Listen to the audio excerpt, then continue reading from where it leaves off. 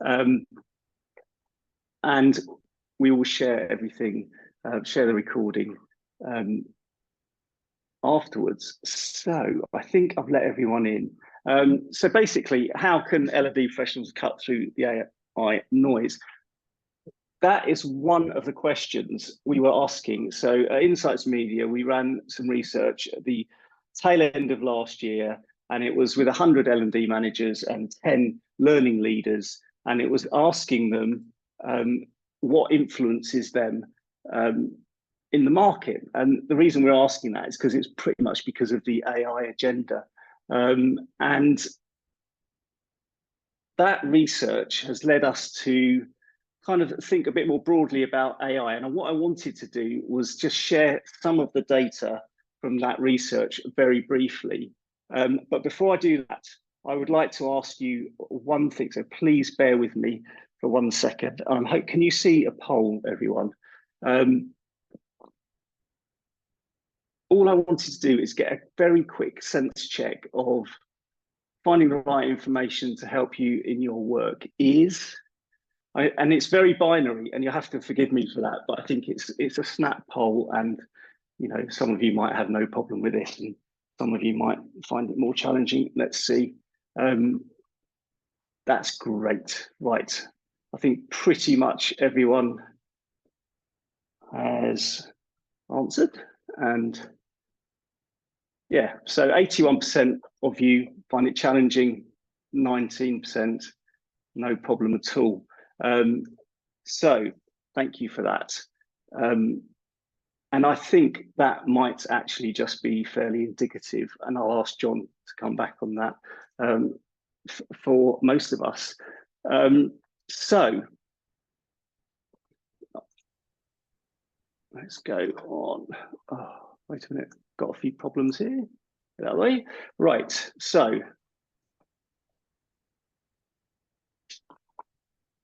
We're going to have a quick look at, pardon? I was just going to say, with all of this AI technology that we have, sometimes the simpler things are the hardest things to do when you're on live web calls. Oh, yeah. Excuse me for that. So basically, that's the agenda. And that's what I was talking about a bit earlier. So who's influencing L&D on learning strategy? So we've got 3 or 4 data points just to kind of get us thinking a bit about who's influencing whom right now. And I think it's quite interesting, just broadly on learning strategy, when we ask the question, you can see, hopefully you can see that 76% say colleagues, 54% professional institutes, 47% peers. It's quite internal focused. It's an interesting one, colleagues.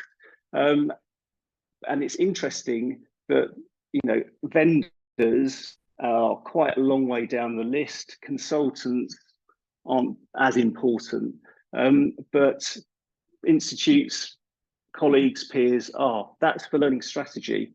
And then who's influencing L&D on learning technology? And it's pretty much the same picture. It's colleagues, institutes, and peers. So I think the suppliers obviously have more of a role there. But it's quite interesting that some of the voices that you might say, trade media, we put in there because we just thought that might be a more of an external voice, more independent, arguably. And that's interesting. There isn't that much of that in this industry. Certainly not talking about learning technology. So basically, what that's showing us is that people are looking to their colleagues and looking to their peers to inform them. Now, that's a good thing and a bad thing, I think, and we'll come back to that. So, got another poll quickly. Let me just find that. Where's it gone? I think one thing just on those two data points, just on whilst you're setting up next poll. Yeah. For me, it's really interesting that not a lot of people talked about business objectives to inform the learning strategy or the learning tech ecosystem. And I think it's something that is, and I'm starting to see it with AI now, is that there is a lot of stuff that we talk about, but not necessarily do or deliver. And I think we're incredibly good in learning and development to talk about the aligning what we do to the business objectives, aligning it what we're doing to profitability. But the reality is that it's very, very difficult to do it. And we're seeing that with AI. It's very difficult to cut through the noise. We don't know what we don't know. I think somebody put it in chat, Kim put it in chat, we don't know what we don't know. And in some respects, it's exactly the same within that, within the strategy piece, is that we don't know what we don't know, because very few people have, in my view, and what I've seen and experienced over my, X number of years, is that very few organizations, learning functions have truly aligned their strategy to business objectives, because we often sit within HR. So it's fed down through the HRD or the chief people officer into the strategies that we do. So sometimes it's actually quite difficult for us to do. But it's something I think we always need to just keep reminding ourselves of, is that we're here to serve our employees and we're here to support the businesses in achieving their targets. Yeah. And I think this, so I've just put another poll up, which I hope you can see, which is basically, how satisfied are you by the quality of insights available to you in the market? Now, that's just a general, from whatever source it might be. How happy are you with what you're looking at and what it's giving you, and whether it gives you what you need?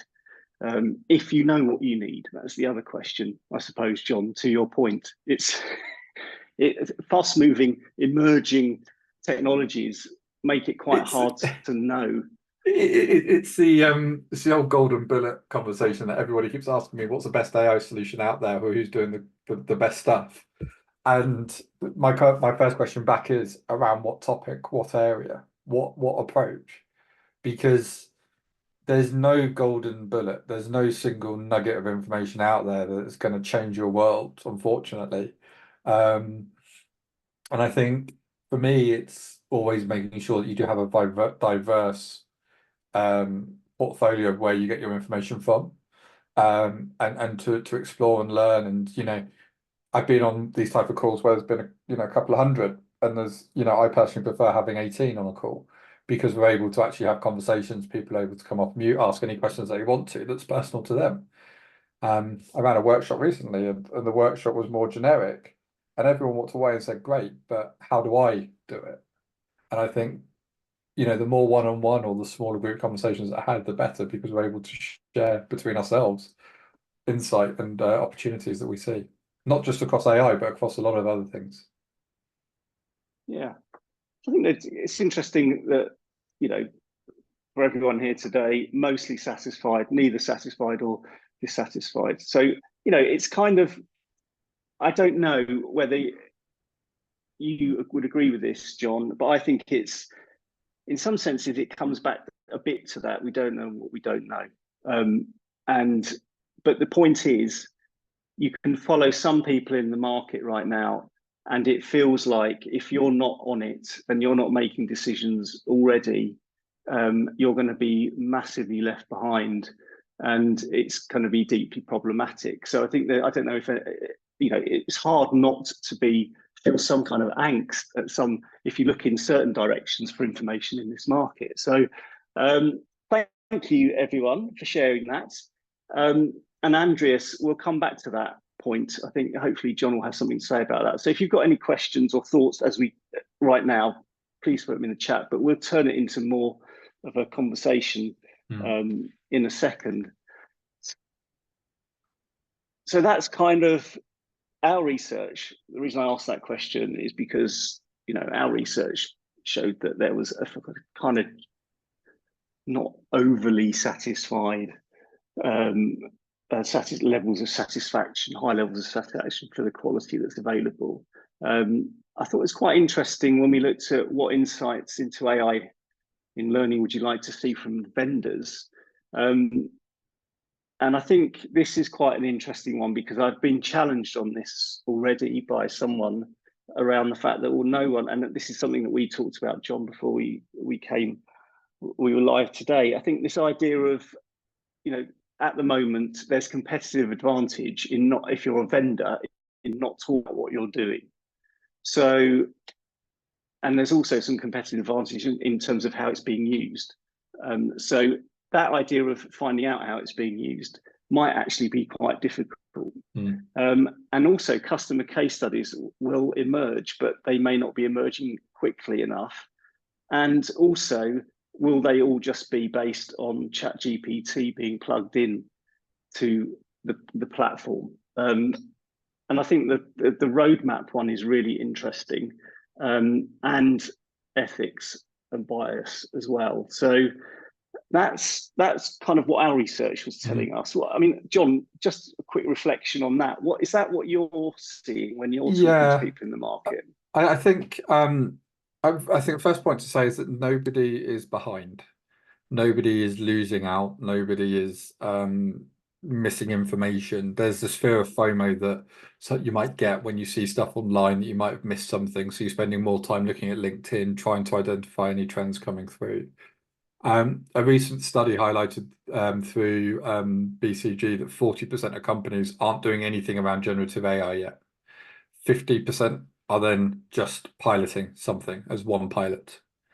Organizations aren't running at the speed of AI utilization as quick as some people thought.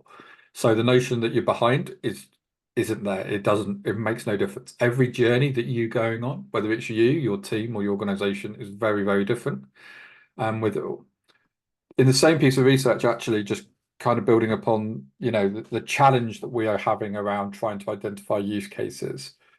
People who are utilizing or bringing AI into their journey and are a little bit ahead on their journey within their organization through either utilization or piloting, they're seeing a 2.6x growth revenue across 3 years. They're seeing a 38% 3-year increase around EBITDA and 50% increase over 3 years of market share. So as an organization, why would you want to go and share what you're doing around generative AI with the wider population if you're seeing all the potential for you to see big revenue growth, big improvements in your bottom line, and increased share of market? And I think that's probably one part of the underlying story of the reason why we're struggling to get really good insights or really good applications of AI, is because organizations aren't wanting to share. The second part of it is I think they're failing. Between 50 and 80% of AI pilots fail because of poor adoption or poor objectives or alignment of objectives right at the start. And I think finally, we're still trying to understand what we're doing with it. It's this technology in its simplest form is the ability to generate content, but the application of it is being utilized in so many different ways that I think we are just still trying to explore now, especially within learning and development. Majority of suppliers are just utilizing the API out of OpenAI's model that underpins ChatGPT and plugging it into their solutions and then saying that they're AI powered. If you walked around Learning Tech last year, and I don't know, how many of you were walking around a technology show, if it's not learning technologies, but a different learning technology show, everything talks about AI. If you looked at the previous one in October, very rarely was it AI focused. So in the space of 6 months, everybody talks about AI. And with all the will in the world and the respect to our suppliers, they're not that advanced. Our learning suppliers, bless them. They do some good stuff and see some really good things, but our existing supplier base aren't necessarily that advanced to change things in 6 months. So there's a lot of there's lots of opportunity that's still being talked about, lots of areas that organizations are exploring, but you're not behind the curve when it comes to insights. You're not behind the curve in trying to do it, and having a broad spectrum of insights, I think, is really, really important. So come to events like this, to other events, to different SMEs, follow you online, to just do your own research around something is always advisable. So that for me, that's a hugely challenging landscape right now, what you've just described. So what do you do? It's kind of the thrust of why we're here today. And please do pitch in with your questions, because I think it's, there is a lot of information out there, right? And so it'll be worth thinking about who are credible sources of information, but also what the role is of, say, vendors in that. I think, to your point, Andreas, why aren't technology vendors kind of leading the way Maybe it's to do with some of the competitive advantage. But I think for me, it feels slightly unreasonable to say, "Oh, people are behind the curve," but actually, it's virtually impossible to find any decent insight to make, decent starting to make strategic decisions. Yeah, I don't think there is a curve. I just still think it's a myriad. There's a myriad of stuff out there. There's a myriad of information advancements in technologies. I mean, Robert's put a really great question. Are there any startups that you like the look of? To do what? Would be my first question. And this comes back to, I think, the underlying challenge that we've got, and something that I wanted to share with you. One of the challenges that we're having at the moment, and it depends whether you are leading your function, whether you are part of a function, whether you're an individual contributor.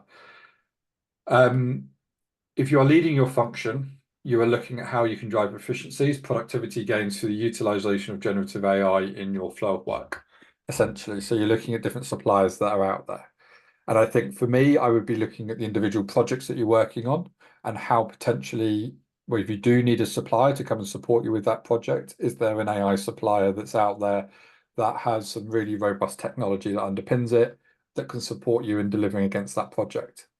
If you are just in a phase of efficiency gains, i.e. you are in a really, really good place and you are just working out how you can fine tune what you're doing, driving those little bit of efficiencies from it all.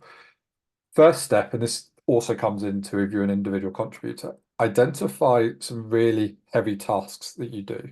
Tasks that day to day or week to week take you a long time to do. That could be running reports, it could be analyzing documentation, it could be creation of content. From that, I think you then identify the individual steps within that process and then identify how you can utilize AI to augment your flow. Not automate it, not trying to complete it all, focus on individual steps within that and say, okay, well, I can use AI to support me here. And a really great example of that is I'm heavily dyslexic. And as part of my creation process, when I'm trying to create articles or documents, I will write everything down first myself in my own tone, in my own voice. I will then ask AI to analyze that piece of text or paragraph. I don't ask it to do all, but just a paragraph, and ask it whether it can be enhanced, it can be improved or made clearer. And it comes back with the response. I will then analyze and look at that and goes, am I still keeping my meaning, my tone of voice, who I am in it? And if I am, and it does, add value to it, I will add it in. If it doesn't, I remove it, or I might need to do another prompt to make it change. But what I'm not asking it to do is to write everything straight from start. So again, work out really clearly on what your process is internally and how you can then use AI to augment it. So yeah, that's probably where kind of starting the journey is where I'd start. But it does depend on if you are leading a team and you need to think about it from a team's perspective versus if you're an individual contributor, i.e.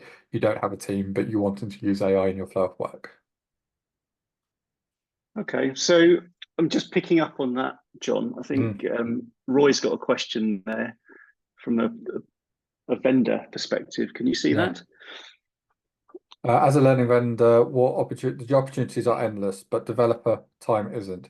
It's difficult to ignore the things that everybody is doing, but creating a strong strategy on what to do and decide on where to allocate the resource might be quite challenging. Curious to hear your thoughts on how to decide where to focus on. Ask your clients what their biggest challenges are and what they want to see from you is the easiest approach. In addition to having an eye on the future.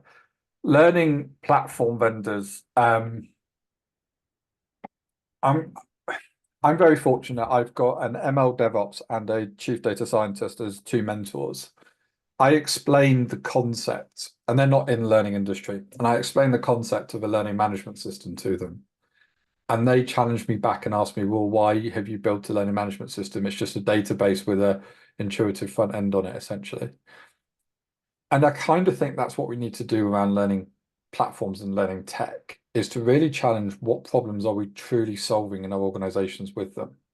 Now, if you are in a heavily regulated environment oil, gas, energy, for example, financial, legal, then there is an absolute place for something like an LMS or LXP, because ultimately you do need it to drive mandated training or compliance or conformance training. And you might need that in other organizations as well. But I think for me, what a lot of suppliers are doing, we've always been tech-led. Ever since probably back end of 2018 into 2019, we've always gone at the pace of what the learning suppliers, learning technology vendors have been going at. I think the roles are reversed now. I think we have taken, as learning professionals and organizations, have taken the ownership back on us, taken the reins back on it all. If we think about, we used to have LMS systems, we then went into next gen learning platforms for a very short period of time, and then we moved into LXPs. And you saw LMS providers shifting their focus to LXPs. You saw the hybrid of it all. We're now seeing EXPs coming through, employee experience platforms. So we've always been led by tech vendors driving forward, but rarely do they consult us or consult us into truly what we believe their innovative direction should be to support the needs of what we're doing. And yes, vendors do have their councils and their customer councils that you can be on, but the reality is that the roadmap's written out before they turn up to those events. And often those events are either validating or challenging what's already been put into the roadmap for development. So I would really go and have the conversation with the organization to understand where they're looking at and what they're doing and how they're progressing through. But then I saw, sorry, Roy, I was just seeing you saying, but they don't know what they don't know. Correct. And this is why it's in such a unique environment. And this is why we're in the situation that we are at the moment. Half of me thinks that learning tech vendors are going to be obsolete in 3 years' time, 4 years' time, because generative AI is not a learning technology. It's not a HR technology. It's an organizational technology. It's an employee technology. It is being used across the organization in so many different ways. And my hunch is it's going to be held centrally, not held in like a learning management system or an ATS, applicant tracking system, or a reward-based system or HCM platform. My hunch is it's going to be held centrally. And as such, more technologies will move centrally. But yeah, where to start on your journey? Have a look at what the data is showing. Have a look at what the data is saying. If you've got IP, intellectual property, really heavily focus on that. A lot of people are creating chatbots because they can, not because it's the right thing to do. And really come at it from an ethical perspective would be my view on it. You're more welcome to come off mute, Roy, if you wanted to follow on from that. Well, thanks for your thoughts. It leads to a bigger discussion that's not for this specific session. So maybe I'll reach out to you later. But, of course, more than happy to. It's an interesting playing field, especially from a vendor perspective. You want to be innovative, you want to be ahead of the curve, but in the meantime also serve your customers. So there's a balance there. It's interesting to hear from different You're in a really leaders like you. Yeah, you are in a difficult position. I made no bones about it. Organizations are in a really difficult position as well. Yeah. So how do we? So Jon, just kind of picking through that. How do we inform ourselves then? When you're describing, I'm going to come back to this. I'm going to be, my journalistic hat is now, I'm going to be a dog with a bone, and I'm not going to let you off the hook, right? So the thing is, we still need to remain informed. We need to remain challenged. We need to definitely entertain new ideas right now. One reflection from our research is that the scope is quite internal focused when it comes to learning teams, right? So we're and being informed by peers and colleagues and institutes and vendors that's all good, and I think that's all to be expected. I'm just wondering whether now is the time that we really need to look beyond that, because I think some of our colleagues, senior teams, they're also desperate for information. It's not everyone's desperate for information at the same time about the same thing, which I find quite So it's quite a level playing field, is it not? So there's that. So does it mean that we have to be looking further afield now in a way that we haven't had to in the past in this industry?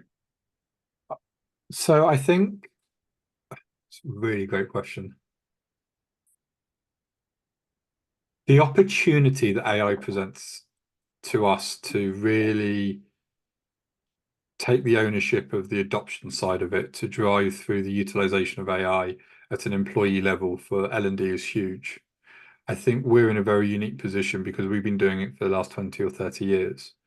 That being said, my conversations that I have with my clients and customers often spill from L&D straight into HR, because you're absolutely right. The conversation is so similar across the board that it becomes quite blurred if you don't have the wider conversation.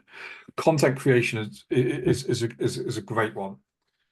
We often talk about learning content creation. We talk about utilizing, different solutions, Rise 360, Articulate, Storyline, etc., etc. With generative AI, content creation, when we talk about it, needs to move out of learning. It needs to be talked about it from an employee perspective, because ultimately content creation moves from a content creator, whether it's within policies, whether you're creating job description, ads, etc. It moves from that into the employee's hands. What we need to do as learning is to make sure that the information that they are using to create whatever they're creating, i.e. what they're asking via a prompt, is accurate and correct. So we then need to start thinking not necessarily about content creation, but content architecture. How do we make sure that we get the right information into the employees' hands who are using things like Microsoft Copilot, who will be using Copilots from other organizations, to be able to support them in their flow of work? In learning, we've often talked about learning in the flow of work. Let's remove the word learning. How do we make sure that we get the right information, the right knowledge into the employees' hands at the point that they need it? They are going to be Microsoft, and I talk about Microsoft in a wide context, but it's also applicable for the likes of Google, etc. But Microsoft have a really unique case because they've got Copilot, which is being integrated into 80% of the core solutions that employees use. So how do we make sure that the information that they're getting is accurate, correct, right, responsible, informed? And then how do we support them? So I think the conversation that we're having here is the same conversation I have with HRDs, with talent acquisition. It's all the same type of thing. And so when we think about the challenges that we're experiencing in learning, it's the same across HR. There's no real difference. And I think we then need to think about, okay, well, what does the solution look like? We need to stop trying to think about the overarching change and solution now. We need to think about it from a HR perspective, not just a learning perspective. And I think, if I'm really honest, I think now is the opportunity where we can really put employees back at the heart of everything that we do. My view of it is that HR over the last 10 years have created its own environment because HR operate the way that HR operate. We've created functions and departments to support what we're doing as HR, not ultimately driving the best experience for the employees or enabling the employees to perform at the best they can do. I think now is a real opportunity for us to step outside of the shadow and really drive that agenda and conversation, because you're right, as we absorb more information as L&D, we can then start to drive the conversation within the wider HR community. So please, if anyone has a question, then please jump in. Please jump in. I've got just to follow on from that then. So are you suggesting that the focus has to be a lot more about employee experience? It's about actually really pulling in a lot more insight, understanding of that, and also of the aligning more closely with HR anyway, if you're not, which you probably are, because a lot of people are within HR teams. But that's quite an interesting one. I wasn't expecting you to say that, because I was thinking, oh, well, what about the senior team strategic vision for the organization and alignment with that? And you're basically saying, look, focus on understanding employee experience. Yes. So AI impacts the task that somebody does, not the skill that they're doing. In order to understand how or what you need to support your employees' development on, i.e. skills programs or skills development, you need to identify how they're using AI in their flow of work.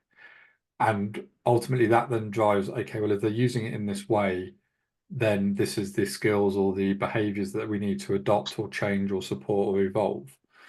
And it's the same with us as individuals. And that's why I come back to the conversation we had earlier about tasks. Once we know the tasks that we're doing and we've got a clear roadmap of all the different steps that we do, how can I use AI to augment it? The same process applies to an employee. And I think for me, AI gives us the ability to be able to re-engage the conversation, the approach, the strategy elements around it, to really be able to drive a true employee-centric experience, really truly support employees' performance in what they're doing. Now, if I try and break that down, what does that kind of mean for L&D?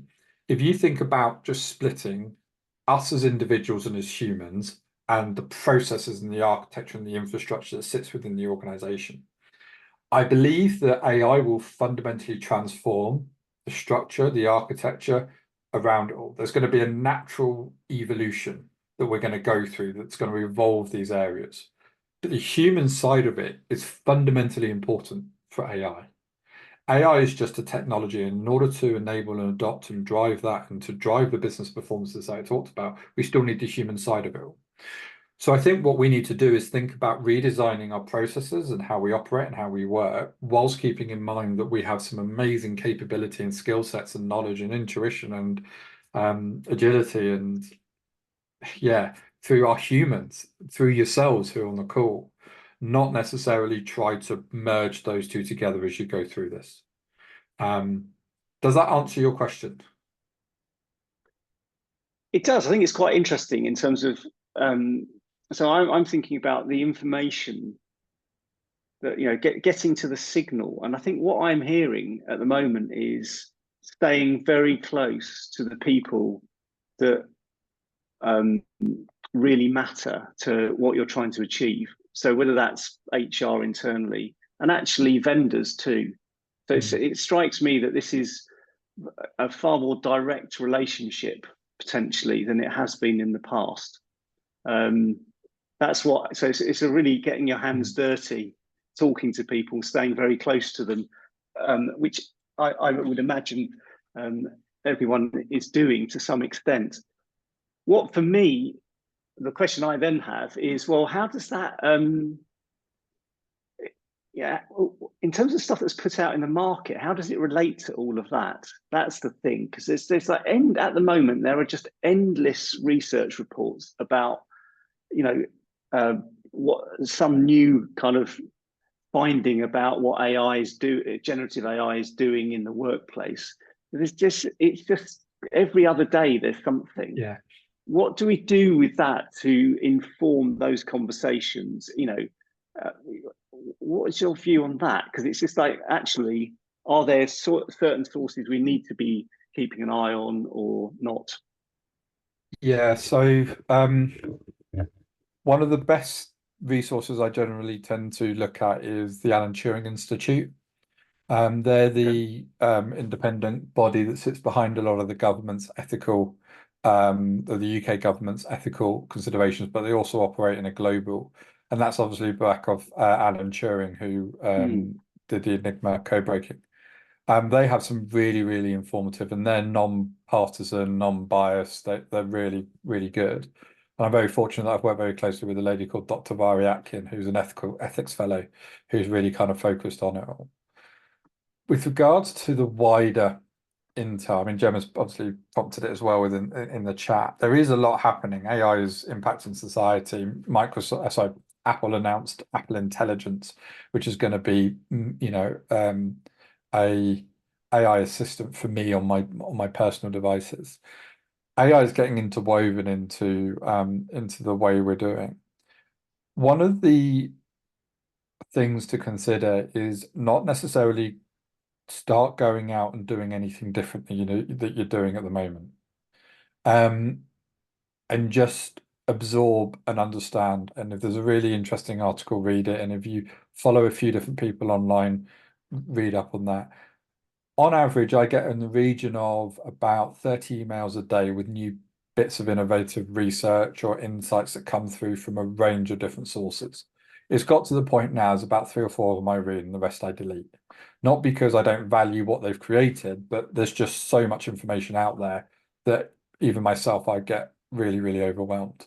So I really much approach it on what is the need now? What am I trying to achieve? And if you are in a situation, as I mentioned, if you're an individual contributor and you're just trying to grapple with how am I going to use AI myself, explore that within your research. How am I going to use AI myself? What am I doing? If you are a team leader and you're thinking about, okay, I know that come in September, I'm going to be asked to look at budgets for next year. I know that I'm going to need to put something in for AI. Okay, well, that's a really clear use case. Start exploring around that. I know that on average, a learning management system is probably about £6 to £8 or dollars per person per month. AI is between $20 to $30 per person per month. So you're automatically going to have to put 4x on your budget if you want to have AI solutions next year to support employees, which is why we're focusing internally. So I think it's really important that we focus on what we need to do as individuals and where we are in our journey, and subsequently go out and source that. If you have children and you're looking at TikTok, I can guarantee you on TikTok or Instagram or whatever other social platform there are, it says that you can go and make 10 grand in the space of 10 minutes by booting up an AI system. That is a load of rubbish. I've tried them all. And they do not work. I'm sorry to say. I really, really have not been able to achieve it. So for me, it's about identifying what you want to achieve and how you want to do it, and then go and explore that specific thing. But otherwise, as Martin just mentioned, you just get overwhelmed with it all. And yeah, happily reach out to myself. If you're starting off a project or you're exploring something and you want to know where to start or look at, please don't hesitate to reach out and ask questions to myself. I'll happily give guidance and share thoughts on something. More than happy to do that. I was just thinking, John, maybe we could pull together a list of some sources as well that we could share with everyone afterwards. Do you think that's a good idea? I mean, yeah, I can share. If you're happy to, I can share a link to a curated set that is on the LPI's website. It's on that AI site which I built, but it's my curated list of insights of where to go. I think, yeah, this is kind of my top go-to places. There's also got podcasts on there as well. So I've just put that into chat. We don't get any kickbacks or anything from it all, but please don't hesitate to go and explore that. But it's all got ethical in there. It's got podcasts and industry resources, so don't hesitate to go and explore that. But that's a good starting place. So what I'm feeling at the moment, John, is that there isn't actually an easy answer to this, is there? There's no kind of silver bullet of if you just do these 3 things, you're going to have you're going to have clarity about where you need to go for the information you need to help you do what you do. So I think that's, so if that's disappointing for everyone, then I'm sorry about that. But I think the reality, I think the fact is that it's good to know, actually. I think it's kind of reassuring that actually maybe there isn't a silver bullet. Maybe the industry as a whole needs to put its socks up in terms of generating the kind of stuff that we need, and that's on everyone. So I mean, I don't know what everyone else is thinking, but on the vendor side, there clearly is stuff that people can share that will be useful.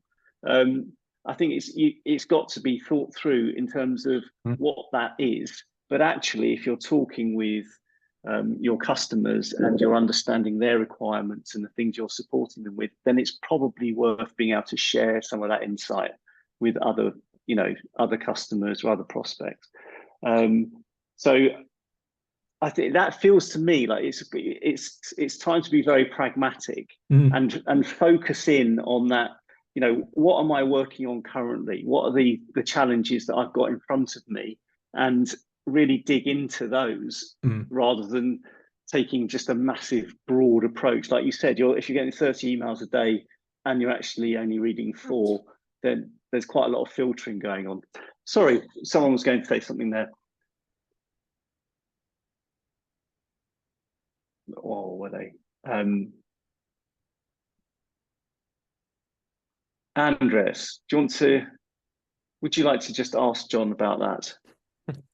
Yeah, sure. Hey, Jon. I attended a session you ran Learning Tech earlier in the year, and really stuck with me in terms of, what are the skills we're going to need as learning professionals, in the next sort of 3-5 years, etc., as this technology comes into play a lot more. I think the piece which really stuck with me was around actually, we're going to come out of being generators of content to actually, like, how do we help the business diagnose problems, find the right solutions, etc. And it's just a question as to whether there's anywhere we could access that full articulation of skills, which you shared there.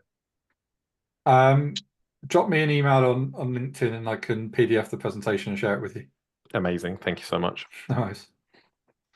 Can I just pick up on a point there, actually, about, some of the more traditional kind of models and approaches around learning, organization design. What about that? Because what concerns me, and this may be a bit harsh, is that it feels to me like on the professional institute front, I'm hearing relatively little about how work is being transformed and is likely to be transformed by these technologies. Where do we, what about the fact that we're talking about looking at how humans learn and are, and what it means when you've got co-pilots, what that means for team design and structure and whole operating models? Are we likely to see an emergence of new literature around that as well? And we just have to keep an open watch on how things are changing. I mean, I presume that's probably the best we can do. Is that, what do you think, Jon? I think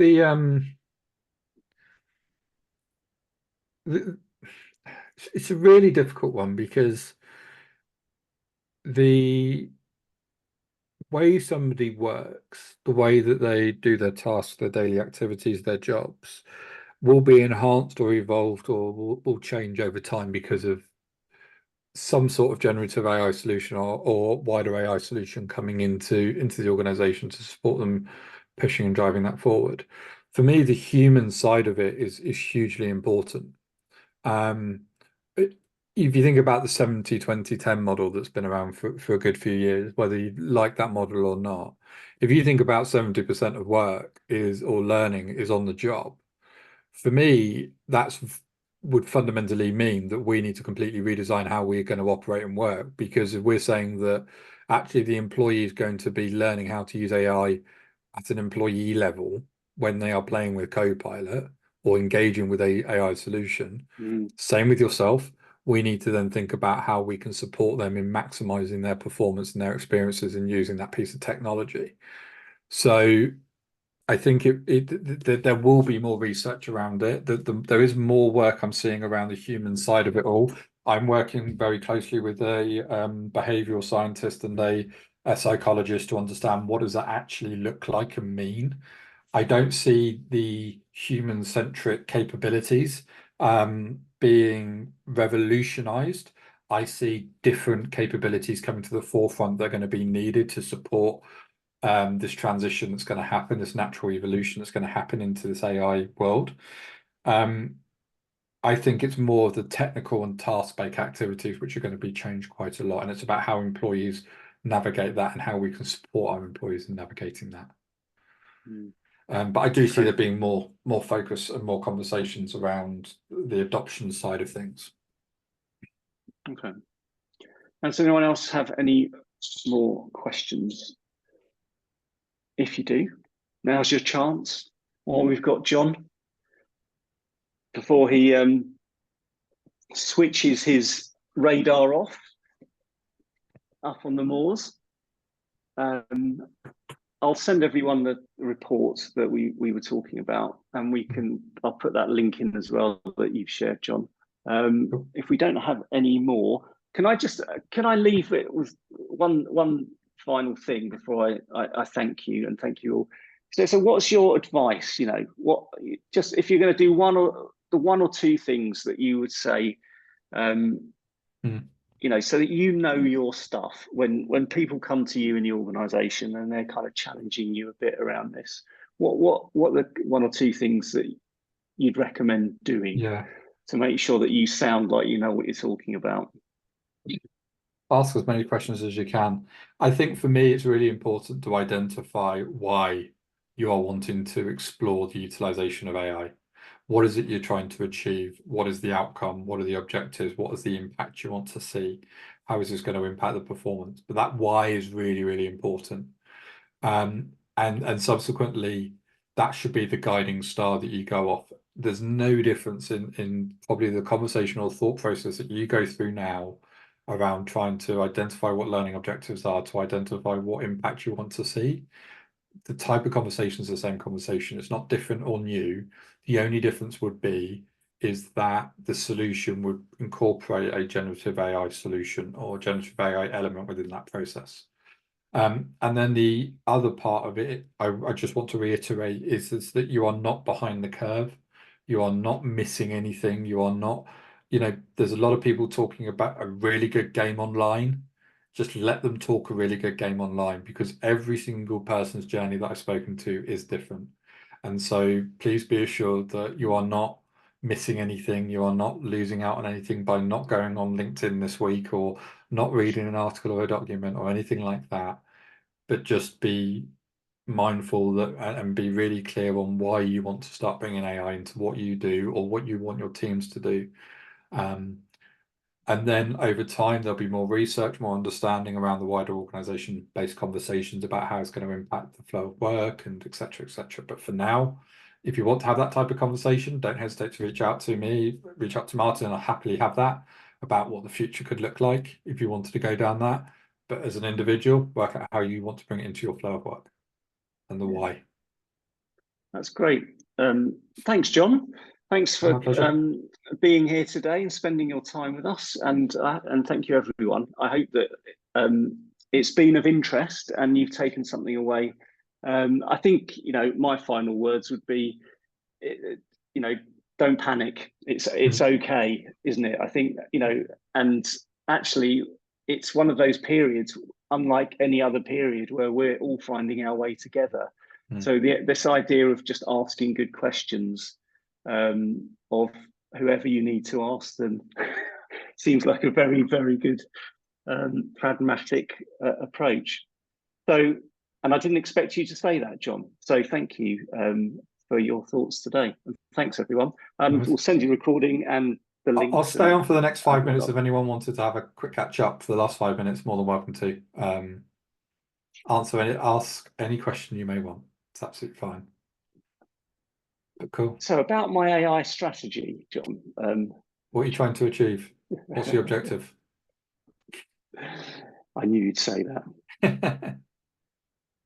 No, but I'll have to stay on for another five minutes until